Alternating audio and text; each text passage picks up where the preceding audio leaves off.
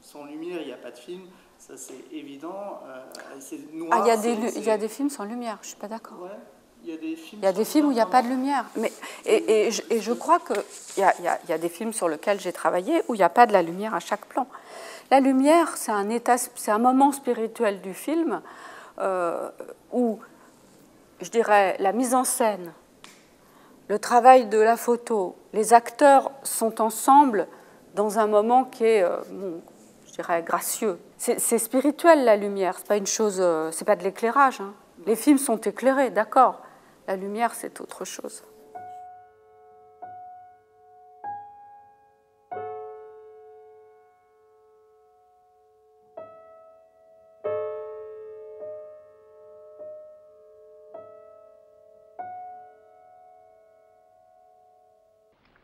Suppose you begin at the beginning. The very beginning? Why not?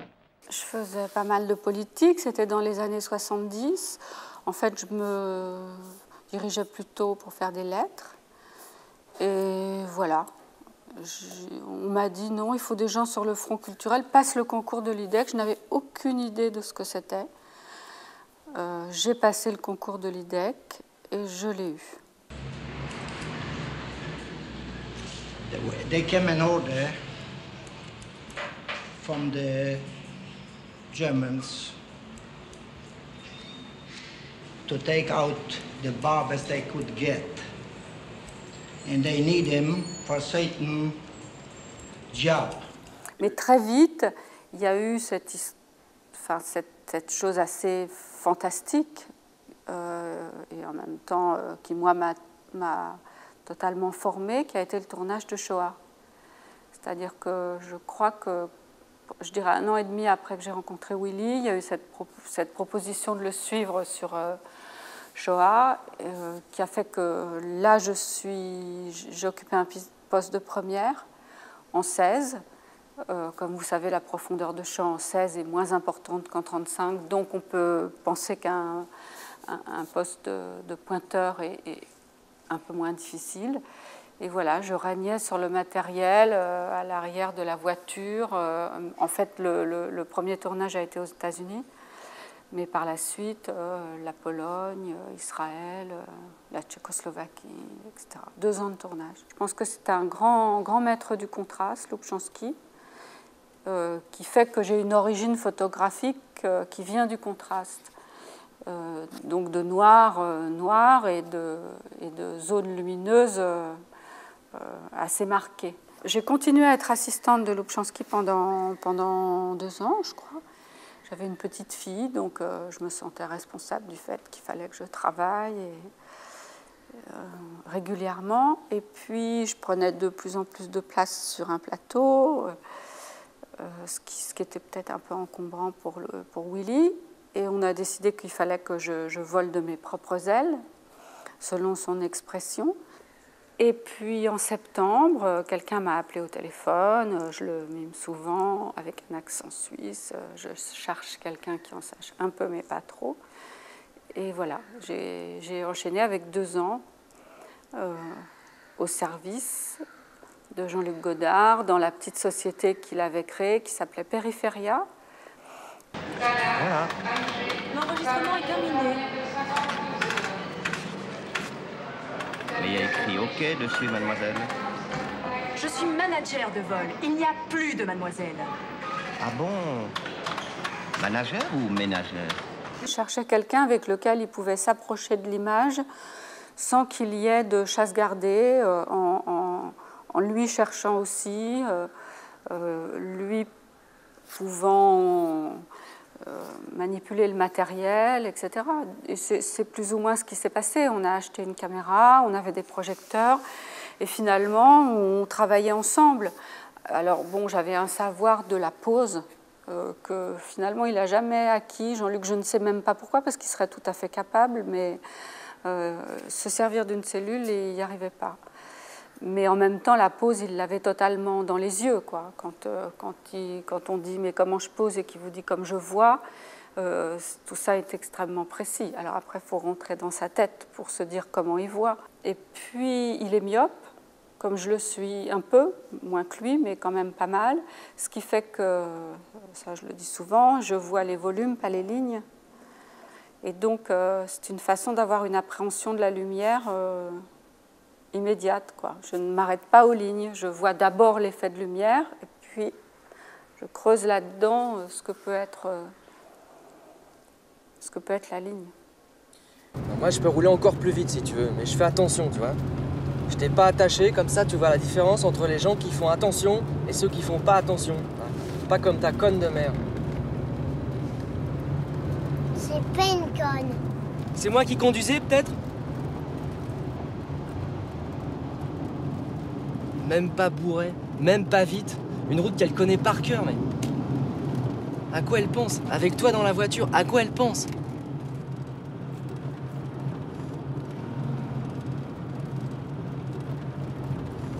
Elle n'a pas fait exprès. C'est pas de sa faute. Les plans de Godard sont souvent des plans fixes, donc le mouvement n'était pas encore vraiment à l'œuvre dans ces films-là. Quand j'ai poursuivi avec Jacques, c'est quelqu'un que la chorégraphie de la caméra et de l'acteur concerne énormément. J'avais été assistante d'ailleurs sur un plateau de Doyon, et je connaissais l'importance de cette chorégraphie, et je crois qu'il m'a vraiment formée au cadre. Il est extrêmement exigeant sur la précision du cadre, et du coup je m'y suis collée. Et autant je pense que j'étais naturellement photographe, je n'étais pas naturellement cadreuse. C'est un mouvement que j'ai appris. Et en fait, c'est un exercice quasiment physique, c'est un exercice sportif, le cadre. C'est un exercice de résistance physique, de respiration, de rapport au rythme. Voilà. Et bon, j'ai fait plusieurs films avec lui. Et par la suite, c'est vrai que Ponette a été extrêmement important parce que tourner avec des enfants si petits, les voir jouer, comprendre ce qu'ils allaient chercher en eux d'émotions, de part d'eux-mêmes, quoi, pour l'apporter, ou en tout cas pour le rendre perceptible à la caméra, ça m'a vraiment... je pense que ça nous a tous bouleversés, et moi, ça m'a indiqué ce que pouvait être le travail de l'acteur. Bon, je te donne 3 minutes. Non, mais c'est pas grave, je te le dirai une autre fois. 3 minutes, pas plus. Mais si je te le dis pas au bout de 3 minutes? Eh ben, je me casse, c'est tout. Bah, ça, c'est du chantage. 2 minutes 45.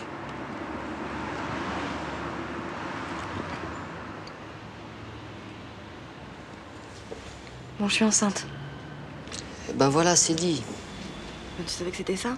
Ouais, je m'en doutais, ouais. Menteur. Qu'est-ce que tu voulais que ce soit d'autre? Bah, je sais pas, moi, que je te quitte. Ouais, non, tu t'y serais pas prise comme ça. Et je m'y serais prise comment? En tout cas, pas comme ça.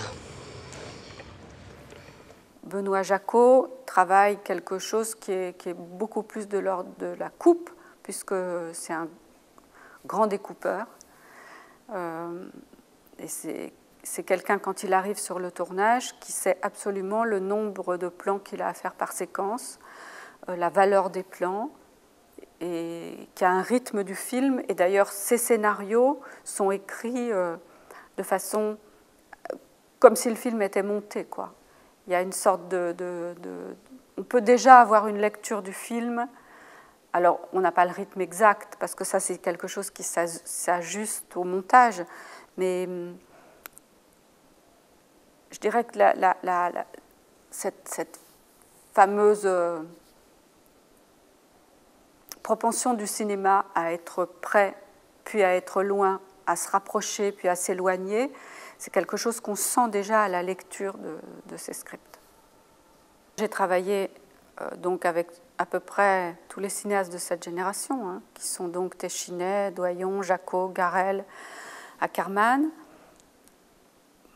Ce que j'admire chez chacun d'eux, c'est la façon dont ils sont allés de façon extrêmement singulière dans leur direction. Chacun va dans une direction qui est absolument la sienne. Écoute, tu connais quand même celui qui te l'a donné, non? Je sais pas vraiment, mais ça change rien. Ah bon? Faut bien que quelqu'un s'en occupe, hein. Ah, mais t'es con, quoi. Il serait mort il y a une demi-heure, je dis pas, mais là... Non. Tu fais une vidéo. N'y touche pas, pardon. Excuse-moi, n'y touche pas, c'est tout. Quand j'ai reçu le scénario, quand j'ai commencé à en parler avec Arnaud et avec son équipe, ce qui me semblait évident, c'est qu'il y avait plusieurs films. C'est-à-dire qu'il y avait ce qu'on a appelé par la suite le film riche, le film médical, le film policier, l'histoire d'amour, et qu'à partir de là, il fallait traiter ça avec des logistiques différentes. Donc ça vous force à penser le film non pas comme une unité vague et molle, mais comme vraiment des segments, les uns à la suite des autres. Et du coup, cette façon d'envisager le film a fait qu'on a établi des logistiques différentes selon les séquences que nous tournions. Et du coup, que la photographie s'est adaptée naturellement à chaque séquence. Et que c'est comme après une sorte de charte artistique et technique. Le film médical était très blanc, par exemple, parce que je cherchais le blanc. C'était quelque chose que je m'étais donné comme direction. J'ai pas vu ton tatouage. Il est beau, c'est quoi? Ça, c'est mon signe du zodiaque chinois, quoi. Tu vois, les Chinois, ils ont des signes, c'est des animaux, puis moi, c'est le serpent, quoi. Ça, quoi, c'est un truc à moi, quoi. Tu vois, c'est pas un prénom de gonzesse que j'ai mis sur ma poitrine. Puis une fois que la meuf t'a quitté, t'as l'air d'un con avec le tatouage. Ça, je serais serpent toute ma vie, si tu veux, quoi. Il y a une chose très, très forte chez Xavier, c'est qu'il ne sait pas le film qu'il va faire. C'est-à-dire, il pose les principes d'un film et le film l'amène quelque part. C'est là où il y a vraiment une aventure de cinéma. C'est totalement animal, sa façon de s'emparer du cinéma. Ce premier film qu'il fait, Nord, c'est un film complètement autobiographique. Il ne peut pas faire autre chose que le jouer. Je crois que le second était dans le même mouvement, même si le film n'est pas autobiographique. Le film, c'est un mouvement intérieur. Voilà, c'est pas... Et puis c'est peut-être pas... C'est plus une sorte de fulgurance de ce que pourra ou pourrait être son existence qu'un film autobiographique. Alors que Nord, il est au plus près quand même d'une réalité, quoi. Le cinéma lui est nécessaire, quoi. Le cinéma lui est nécessaire pour vivre, nécessaire pour comprendre, nécessaire pour avancer. C'est là où moi j'ai l'impression que je sers à quelque chose, c'est-à-dire que comme j'ai le même sentiment que lui quant au cinéma, c'est-à-dire que c'est le cinéma qui me permet de vivre, qui m'aide à vivre et à comprendre et à regarder et à aimer, on se retrouve assez facilement dans le même mouvement.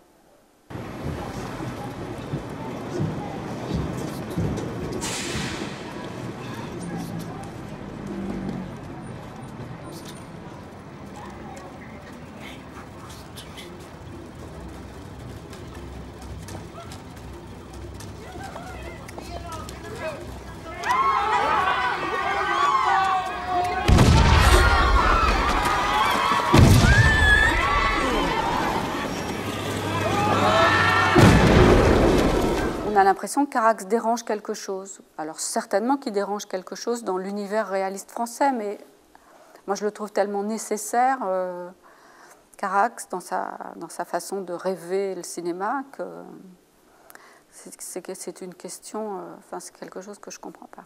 Moi je déplore absolument le fait que le cinéma français ne soit pas plus stylisé. C'est vrai qu'en France, simplement parce que par rapport aux pays anglo-saxons, la direction artistique est moins affirmée, est moins assumée par quelqu'un.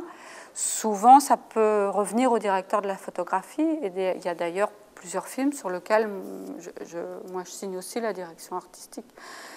Mais disons qu'on est responsable de tout ce qui est devant la caméra. Mais tout ce qui est devant la caméra, ça n'est pas décidé par nous, bien sûr. Les costumes, le personnage, le mouvement d'un personnage, le décor, ça appartient aux créateurs de costumes, aux décorateurs, etc. Donc c'est un faisceau de...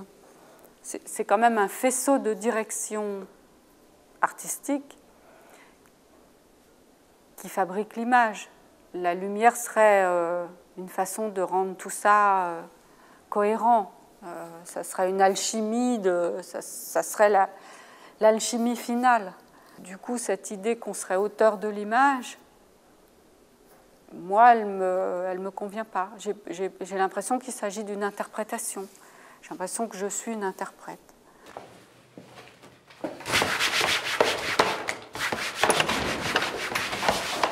Mais arrête. Arrête. Ça vaut rien. Arrête. Arrête de prendre les choses à cœur.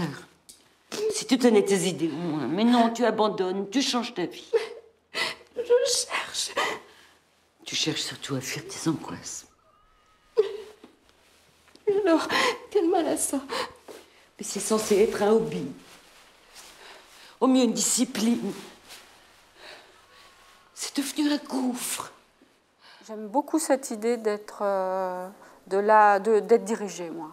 Vraiment, je pense être une interprète. Mais ça ne veut pas dire qu'on ne puisse pas ne pas réaliser en étant une interprète. Du coup, si on me proposait quelque chose que je puisse réaliser, que ce soit un acteur qui me le demande, un producteur, je le ferais volontiers. J'ai assumé le poste de réalisatrice, directrice de la photo et cadreuse, avec une extrême facilité. Mais cette facilité, je pense qu'elle vient aussi du fait que comme il y avait une seule direction de désir, tout s'organisait extrêmement facilement. Ce que j'ai découvert sur Berthe Morisot, je vais vous dire, c'est cette façon de vouloir obtenir le meilleur de chacun.